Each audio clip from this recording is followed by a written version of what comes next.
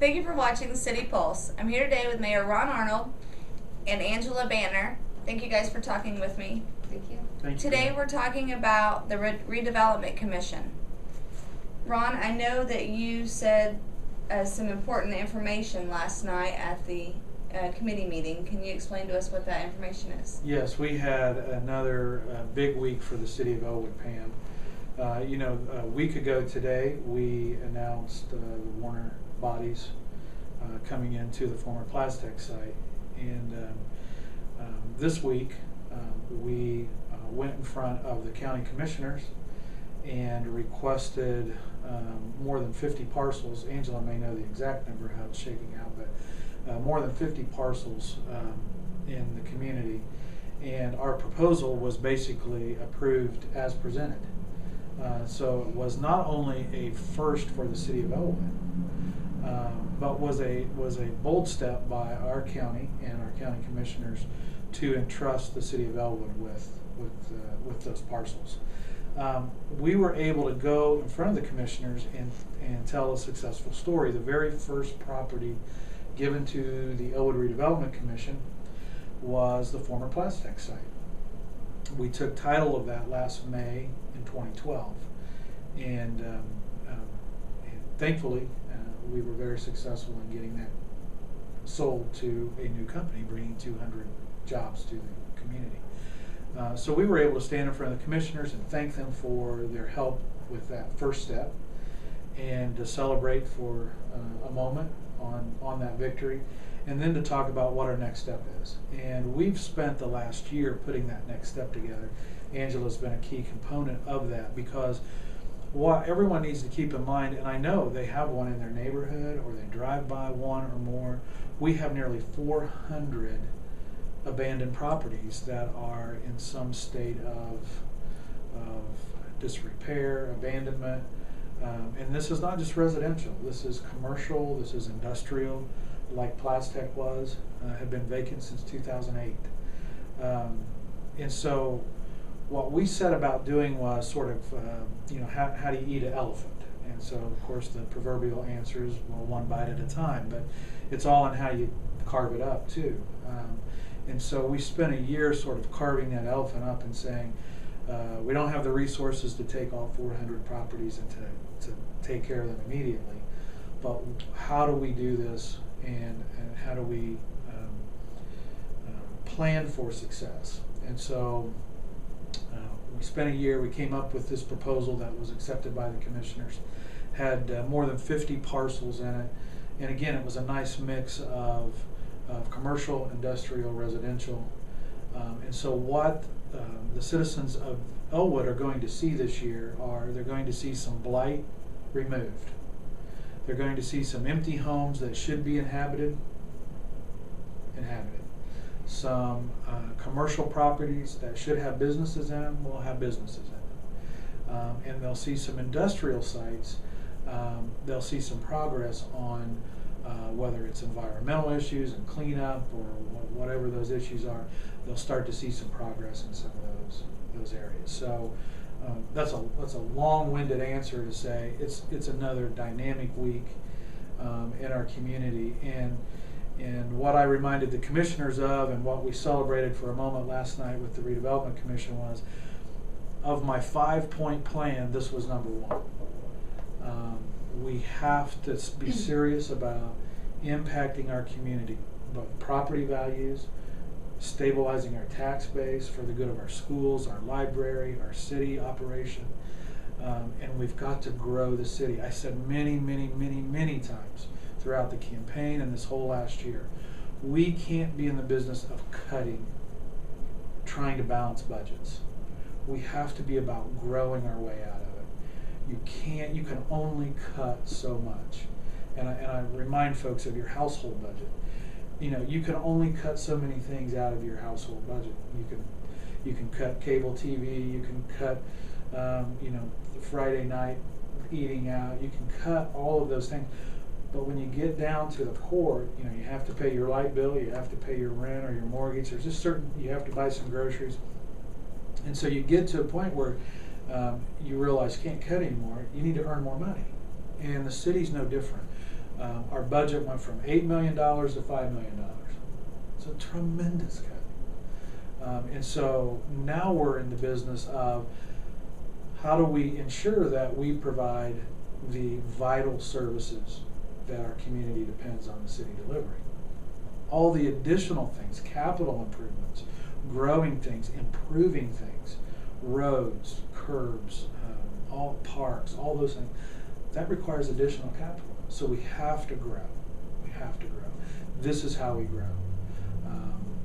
And so very excited, very excited. I told the commissioners, I had the privilege of going first and sort of just paving the way for Angela and a lot of other smarter people to get up and talk about the mechanics of the plan. Blessed that one of the things I told folks, I'm not the smartest guy, but I'm going to look for the smartest people. And so we continue to do that. We look for the smartest people in our state, in our community, that have been successful, that understand how to tackle these problems. We're bringing those folks to the table, and we're figuring it out piece at a time. And so that's why Angela's at the table. It's why there's a redevelopment commission and some other folks. And I'm excited. I'm ready to get to work. Everyone in this community understands what blight is. We saw it in our downtown on Main Street, and we saw now when you remove blight, it's a whole new perspective on Main Street. And one of our county commissioners, Angela, commented that he enjoyed looking east down 28 and down our Main Street and our downtown now, because the view is so different with that blight gone. It opens everything up. Yes. It opens everything up. Yes. So we understand what blight is in Elwood, and I think folks are going to get excited when they see us in their neighborhoods. We've done it downtown, which was important, but now we're going to be in your neighborhood, and we're going to be tackling that issue as well. So, Now, Angela, can you tell me what part in this big plan do you have? Well, I'm very thankful that I met Mayor Arnold and we had the opportunity to talk, and I was actually here on other city business, and during a brief break we started having a conversation about communities and municipalities and how local government can play a part in helping revitalize a community. Formerly I worked in Grant County as an administrator and also for the city of Marion, so we'd started a program like this. And Ron and I just clicked on that one little piece of how you look for different alternatives to make things happen in your community. And so we talked about creating a long-range plan and a short-range plan, and something that would go along with the redevelopment commission, but also economic development and also the building department. So it's, and like you said, there are a couple different elements here, because you're looking at economic redevelopment of existing structures that need cleanup and taken care of prior to maybe putting on the block for different companies to come in and look at.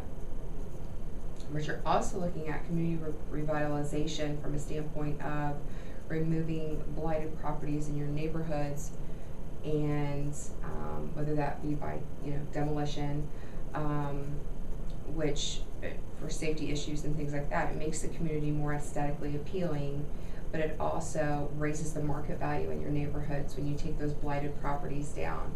Now, those properties might not be, once you remove that property, it might not be big enough to rebuild on, but it might be an additional lot that a neighbor on either side might be willing to buy and take care of to extend their yard or what have you. So there's opportunities there. Another opportunity for the city, the residents of Elwood, is it creates an opportunity for people to purchase homes that maybe necessarily couldn't purchase them before in a different way through the city once they're acquired by the city, and create a timely tax payment. With the 55 parcels that we came down to and just said, okay, these are going to be the 55, the core, this is where we're going to start. There's $1.1 million in past due taxes and penalties. Now, if those people, out of those 55 properties, had just made timely tax payments in one given year, it would have been about $60,000, and 45 of that would have came to the city of Elwood. So you see there's a huge gap between you've let properties go until it's $1.1 million. There's no way you can bail that out and recoup that money, you know. So if they've just paid their taxes, this is where we would be. So this is another way too to get properties back on the tax rolls and bring more funding, more distribution to the city of Elwood, because anything that the county is collecting right now, the city of Elwood basically gets around 84–87% of that. So it's a huge market, you know. That's why you see budget cuts and everything else, because what's coming in is no longer coming in, you know. So it's a new way to create that. So with that, as far as developing the core of where you want to begin, there's also how do you want to fund it, you know, because just like the mayor said, you're looking at a $3 million cut in your budget. So how do you go out and create when you have less money? So I know that the redevelopment commission is new. That is fantastic, and they're receiving new funds, I believe. But I've also looked into different grants throughout the state of Indiana that are available. One is called Brownsfield grants. Brownsfield grants come in and they allow you to clean up blighted properties that may environmentally be an issue, you know, like there's oil or anything like that in some of these commercial properties. They'll come in and allow you to have grant money to help clean up those properties and clean those areas out so that they can be productive to the community. They're not just a blighted eyesore and everybody knows, you know, well, we can't do anything here because we've got this mess here. Brownsfield grants also help with the demolition of properties as well. So there again, it's kind of two-pronged. It helps two different areas. It helps take down homes, but it also helps clean up commercial properties and other areas in your community.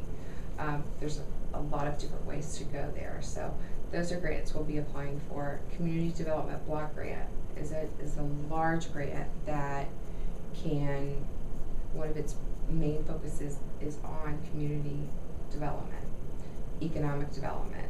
So a lot of those funds in other communities have been used to take down houses or rehab current houses that are structurally stable, structurally fine, but to rehab those houses, revitalize downtown areas and buildings and things like that. The grant also helps other non-for-profits, like a senior center or a Boys and Girls Club, something like that. They can also benefit from this grant. So this is a good starting point. It's an 18-month grant. The maximum you can apply for is $5 million. I don't think we'll be at that point yet, but I think if Ron and I continue on the same page, we'll definitely get there, that's for sure. So those are different ways that we can supplement some of the budget cuts maybe that the city has had. But I don't think that city funds are really going to have to play a major part. And some of the existing money that the city is using for what we call nuisance abatement, where they're going out and they're mowing these properties, a lot of these core properties where they're mowing them, no one's living in there, but they're mowing the properties so that your community looks nice and keeps clean, and you don't develop, the neighbors are not developing issues with mice and things like that, because that does start to happen when people don't take care of their properties and the property grows up. The city spends X amount of dollars per year doing that. You start taking those blighted properties out, and the city doesn't have to invest that money, especially if you can put them back on the tax rolls. And a lot of what we don't know is that we have neighbors who take care of vacant lots, and they mow the grass and they take care of it, and they haven't said a word. And then they hear about this program, and then they start coming in and they say, hey, you know, I've been taking care of this vacant lot for 20 years and I don't mind to do it, but if I can get it in my name, I would really like to do that. So it's an opportunity on many different levels. You know, just as much for the residents as it is for businesses, as it is for the community as a whole. So it's very well-rounded. It puts a lot of different departments together, working towards the same goal. You know, where Redevelopment Commission has their goals, but your building department has their goals, that cohesively they all come together as one to fulfill that mission. So, and I do have to say, this was a huge step. This was a major coup for Madison County to allow the mayor to have these 55 parcels to assign them, which is very, from my experience, very rare in Madison County. Other counties I worked in, it might be different. It is different, but for Madison County, you know, I think the city really owes a lot of thanks to Commissioner Richwine and Commissioner Owens and Commissioner Harden for taking the time to really look at what we had put together for them, and the numbers and the possibilities, and developing that core plan. So that gives us the opportunity to now go and take action. We have part of this, how you actually get the deed to the property is the commissioners assign the tax certificates to the city. And assigning them, they're saying they're taking them off of any tax sales, certificate sales. So they're assigning them, and then it's the city's job to take the parcel to deed, which means you have 120 days. And some of those steps include, you have to do a title search, and that title search comes back, and then you notify any of the vested, anyone who's invested in that property, the mortgage holder, the owners, anyone else who has a lien against that home. Sometimes there's federal liens, things like that, but you do notifications via certified mail to let them know, on behalf of the city, we are filing to take possession of this property. You have X amount of days to reclaim your property or object to this. So for an owner to reclaim their property, they literally have to come in to the auditor's office and pay all of the back taxes in full, all of the penalties, plus 10%, plus anything that the city has invested in legal fees and title fees as well. So that kind of forces something to happen. Someone's really interested in trying to keep their property, you know, now they have the opportunity to do that. And keep in mind, these properties have been through numerous tax sales, certificate sales. So this is 9 times out of 10, and I would say 9.5 times out of 10, this is not new news to the property owner. Then what we do is we file with the courts a petition for the issuance of deed and several other documents that go along with that. It's a 120-day process. After the 120 days, which in this case would be June 19th, I believe, would be the 120-day mark, the judge can then start issuing deeds, and the deed would be in the name of the city of Elwood.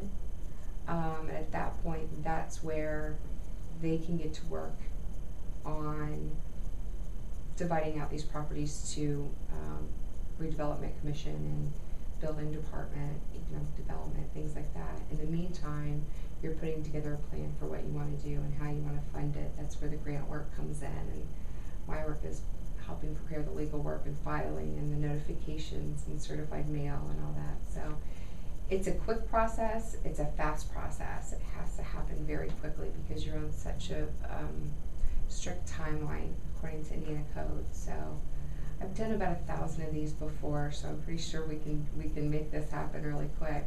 But it will change your community, and it will bring, I remember the mayor and I having a conversation, you know, how will people know? This is a way that people will know that these properties are out there and they're available. Your local paper, things like that. It's So the city doesn't have the expense of advertising, so to speak, that we have this property if someone's interested. You know, it becomes word of mouth. People start coming in and they start asking, you know, and they start telling you what properties they're interested in. So gives you another starting point for phase 2 when you go back to the commissioners, you know. And I would encourage folks, Angela and Pam, to do that. Those of you who are watching, if you're interested, if you think I've been looking at this empty home or this lot or this abandoned property for a long time, was that one of those 55 parcels? Please come to the mayor's office. Look at the list of properties. We have a nice proposal packet with a picture of each parcel, and we can find out pretty quickly if it's on that. If it's not, and it's something you're interested in, as Angela mentioned, you know, there's going to be phase 2 at some point, and so we start to compile a list of the next round of properties. And it would be great to go to the commissioners and say, we want X number of properties, and this percentage of them we have folks lined up to take those. Mm-hmm. Because again, the ultimate objective is solidifying the city's tax base. And what I mean by that is that these properties are producing property tax. And that's good for our schools, it's good for our library, it's good for our city. Right. It's good for everybody who depends on those property tax dollars. And that you're currently not getting. That we're not getting. And so Angela mentioned in her comments, keep in mind that these 55 parcels, nearly $50,000 a year in property tax not being collected. That's the city's portion. There's the school's portion, the library's portion, there's the county's portion, but our portion is nearly $50,000 a year. Then you couple that with the costs of maintaining them, mowing, boarding them up, the police making calls to abandoned properties and maybe people in them that shouldn't be. A low estimate is $50,000 a year, Pam, that we're spending trying to keep these from being a total nuisance to the community. And so you're impacting immediately, you're in 6 figures. You know, in a $5 million budget, $150,000 is a big hit. So it's major impact. Yeah, and we've talked about even smaller ways that this will help the budget, and when I say small, I do mean small. The building director and I had a conversation about before they go in and they tear down the buildings, demolish them, they basically scrap the buildings out, and they take all that scrap to somewhere like OmniSource or what have you. It's a couple $100 here, a couple $100 there, but that can go back into a fund, whether that be a revolving fund or a miscellaneous fund into the city. But you know, there's all these other little facets that can help bring a little, you know, a little bit in, a little bit in. Every little bit helps. Every little bit helps. And It then all adds up.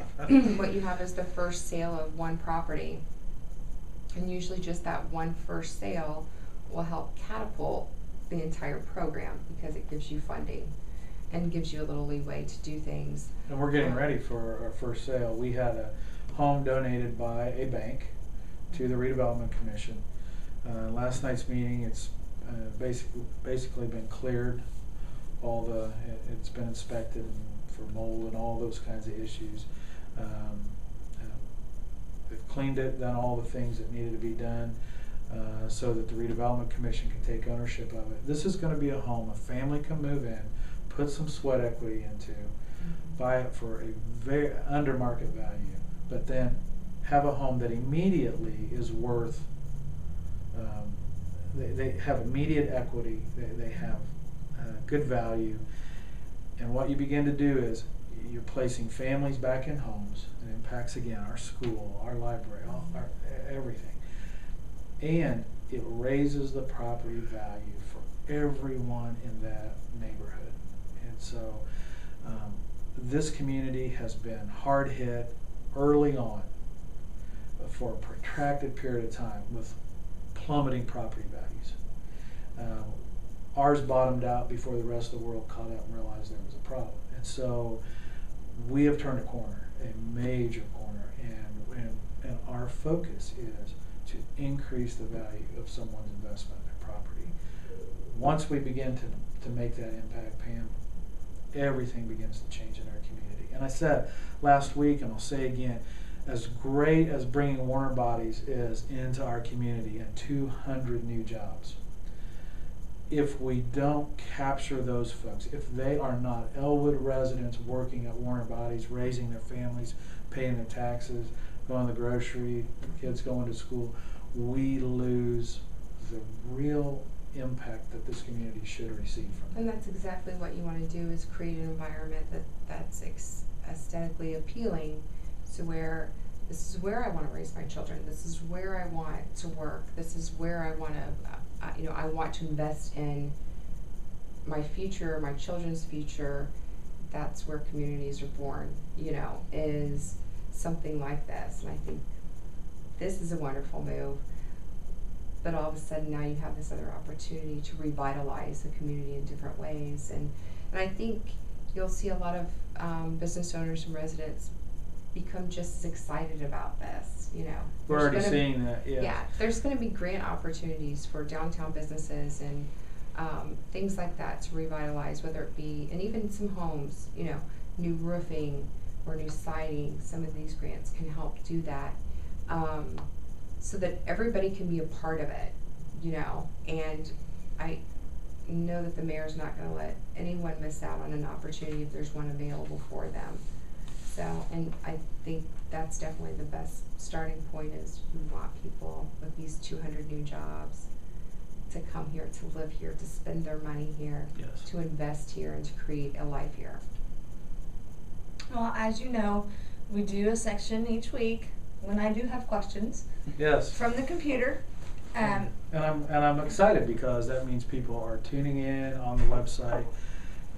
They're listening, they're thinking, they're asking questions. And again, I just want to thank ElwoodIndiana.org, Al, Pam, April, all of you for a forum to put out correct information.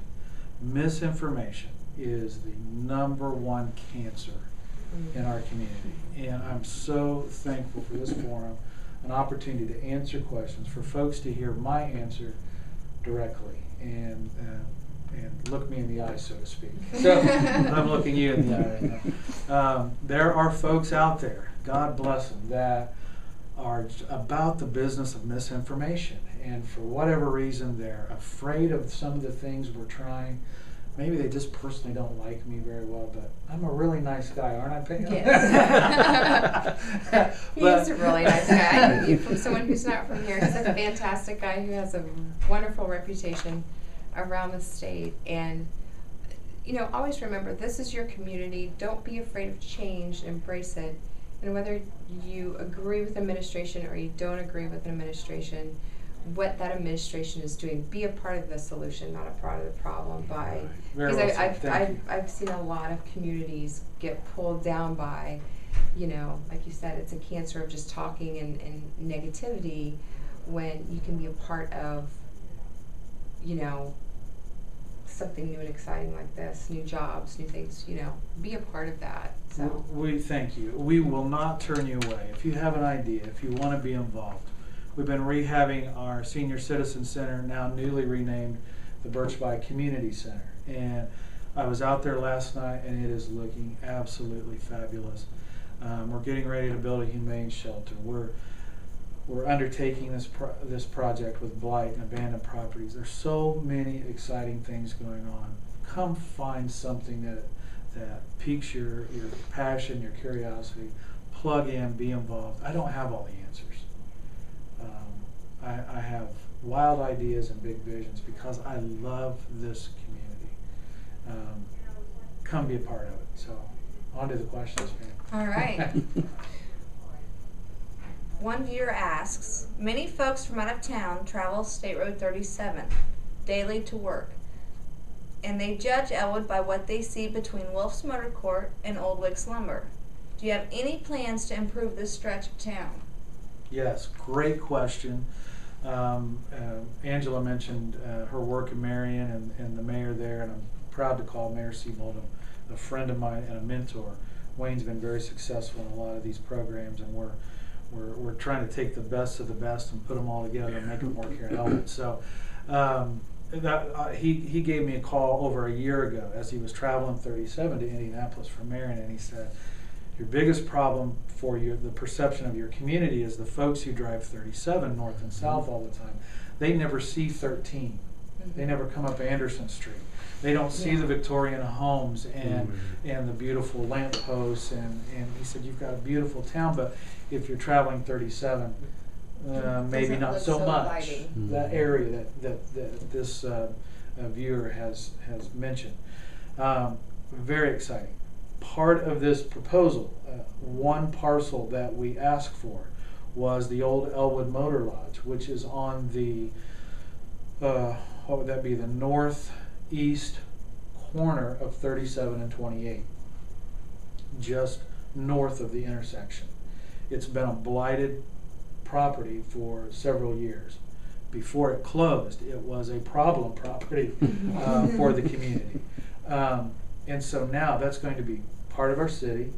And we've already had a gentleman come in a month ago and say, that intersection, we're interested in putting a small service hotel there. And if you travel that area, you know there. And so he was talking like a 60-room, like Holiday Inn Express or Hampton Inn type product would be perfect. And so that's the reason we went after that property, because what we know is, Pam, we have to be ready. When opportunity knocks, we have to say, we're ready. Yes, you're right. We know a hotel needs to go out there somewhere. Guess what? We have a parcel we think's perfect. And we sit down in earnest and we really engage in solid conversation and negotiation. And so we're excited about the potential of that property. Also, just had in my office yesterday the broker for the Wicks property on down 37 that the viewer mentions. And her statement to me was, she is extremely confident that property will sell this year. The buyers are now motivated. She saw us on in the Indiana Business Journal. She saw us on Gary Dick's Indiana Business. The announcement of Warner Bodies, what we were doing on Plastec. Last year, Red Gold brought in their corporate office into Elwood, brought 200 folks. All of a sudden, I can't talk about what else is doing, but it's good stuff that's coming our way. But no, I didn't say that. But you see an infusion of nearly 500 new workers in and around that area. And so retail and food and lodging and all that. And then we're on the news with the big jobs announcement. Folks are looking at Elwood again. And so she came in, was very excited, and said, I've got 3 offers on that property. Something's going to happen this year. And so we've got both of those ends that the viewer mentions. We've got something percolating there. Some of that area on the east side is not in the city, so it makes it a little more difficult to deal with. But we're doing the best we can to incentivize and motivate folks to look at that area, invest in it. I know the folks that are working on the bakery / restaurant just across the street from where Warner Bodies will be located. You've seen them working on it for a couple of years, bricking it, and it's looking very nice on the outside. I know they're getting very, very close to opening that. And so with Warner Bodies coming in and getting ready to fire up the first of the year of 2014, that's a motivator to them to be open and be ready for that, because you've got 200 customers across the street from you now. So a lot of good stuff going on in that area. So stay tuned and keep your eye on it. I think you're going to see some great stuff happen there. Okay, next question. Like the police department, why don't the fire department use reserves, like the city of Tipton and Alexandria, to help cut cost of overtime, sick days, and vacation time? A great question. The police department has been very successful this last year building a reserve program. We've been blessed with some great men who have stepped up and been a part of that, went through the training. John Davis comes to mind. I have to mention him by name. He's just been a tremendous asset to that program. I know the fire chief is looking into that. He's very connected to these other departments. We want to be very purposeful in our steps. And so the police department it's sort of been the test program. How will it work? We want to do something that doesn't violate labor contracts and agreements, things like that. And we need to always keep in mind, we got to err on the side of caution here, maybe go a little slower. I get accused of moving too fast. I don't know why people say that, but in public safety, we got to be very careful. I've seen these men fight fires. I've been out there with them, and they're the best of the best. And when you see them fighting a fire and coordinating other communities, mutual aid, the mutual aid that comes in. Thank you. You have to know your business. There's no margin for error. And if your loved one is waiting on that ambulance to arrive, and it's a matter of their life or death, we want to be sure we have trained professionals on that department. In that department, not that we don't in the police department. They are trained professionals as well. But again, we want to be very purposeful in our steps. And so you're going to see some of that happening. We're working out the kinks on one end of the building before we bring it to the other end. And it's going to be something that those departments are embracing. This isn't something that, as the mayor, I'm forcing on police or fire. This is something the police department came with, said, can we try it? We want to do it. And it's been a benefit to the paid officers. And so we want to make sure that the same thing happens in the fire end. So great question. Again, in time, we'll see that. The fire chief just brought to the Board of Works meeting last night a realignment of shifts and going from 2 crews to 3 crews, and so that it helps in overtime and it helps in man hours and those kinds of things. So he continues to refine and define how the department operates and cutting costs and all. So we're going to keep working on it. Okay, next question. How much did Plastec sell for, and where did the money go? Great question. I love people that get right to the bottom. So I'm going to look you in the eye and tell you. I had a reporter call me and say, what'd you have to give Warner Bodies to get them to Elwood? And let me explain that. A lot of communities throw a lot of money at economic development. And I'm very proud of this aspect. We did not give Warner Bodies anything to come here. What we did was we sold them a great value and a great opportunity to come to a community and grow their business. And so we didn't have to give things. The purchase price that was accepted on the building was $100,000. They are investing $3 million to rehab it. It's been vacant since 2008.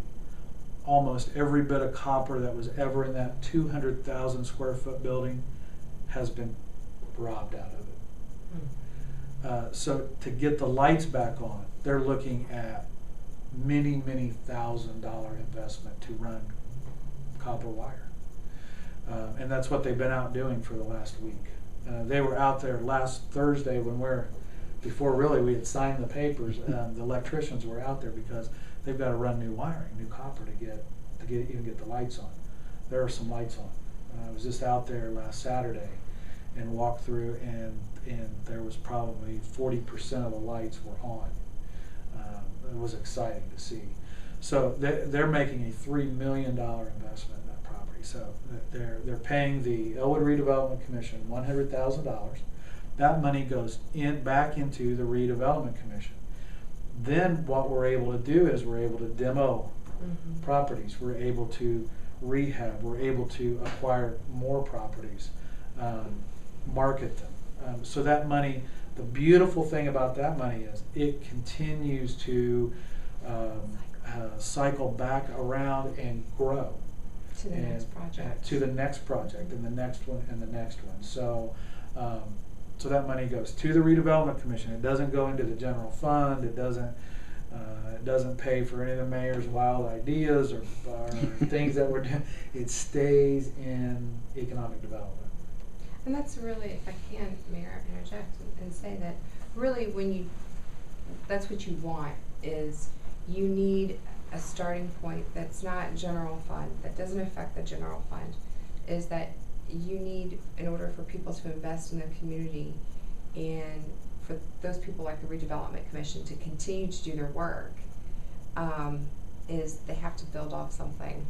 You know, it's pretty much self-funded. It's not funded by the general fund at Right. all. So Right. it's not the traditional tax dollars. So again, it's applause to the city of Elwood for coming up with a great alternative that didn't have to do with tax dollars.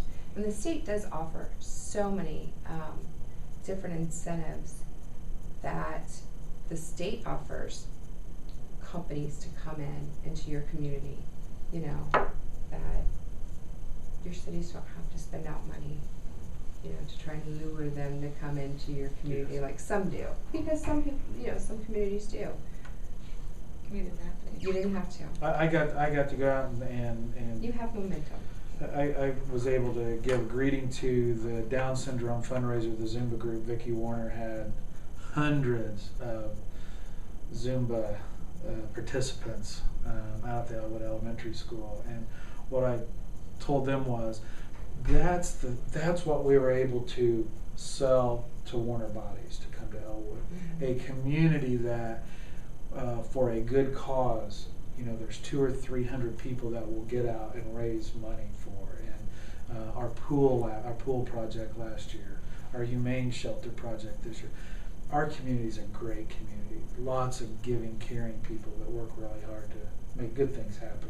I was just over visiting Nancy at the Morissette Center the other day, and hearing about how she's expanded the food pantry and all the exciting things that they're doing there to serve folks in this community. So that's what we were able to sell, and will continue to be able to market to the rest of the world, that there is still a small community that's a great place to work, live, raise kids, and a lot of have a good quality of life. A lot of businesses, big and small, that come into a community, they get on your websites, just like this forum right here. They do their research. They want to find out about the community just as equally as, is this a, you know, is this building a good buy for us, is a good fit. They want to know about the community. They read your local papers, they read your feedback, they see your feedback.